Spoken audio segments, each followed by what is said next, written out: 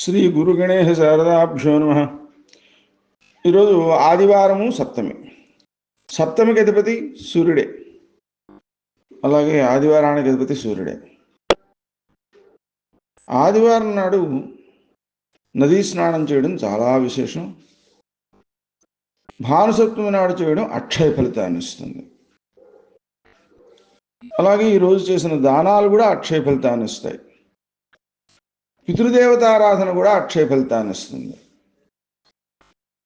మనకు సమగ్రమైన ఆనందం సిద్ధించాలంటే స్నానం ద్వారా పుణ్యం, దానం ద్వారా అనుభవయోగ్యత, పితృదేవతారాధన ద్వారా పితృదేవతల యొక్క అనుగ్రహంతో మన పిల్లలు వంశము అభివృద్ధిలోకి రావడం, అంటే వ్యక్తి యొక్క సమగ్ర జీవితానికి ఇది బాగా ఉపకరిస్తుంది అన్నమాట.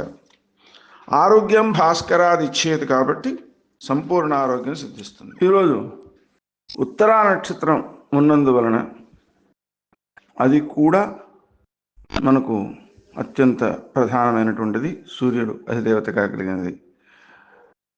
అంతేకాకుండా త్రిపుష్కర యోగం కూడా ఉంది.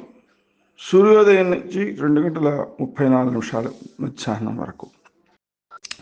ఈ సమయంలో చేసేటువంటి పనులు మరల పునరావృతం అవుతాయి కాబట్టి మంచి పనులతోటే కాలక్షేపం చేయడం మంచిది. జనని గనక వృష్టిని దక్షిణాంతర్పయామి అనే మంత్రాన్ని ఆ 2:34 వరకు తప్పనిసరిగా చేసుకోవడం అత్యంత ముఖ్యం.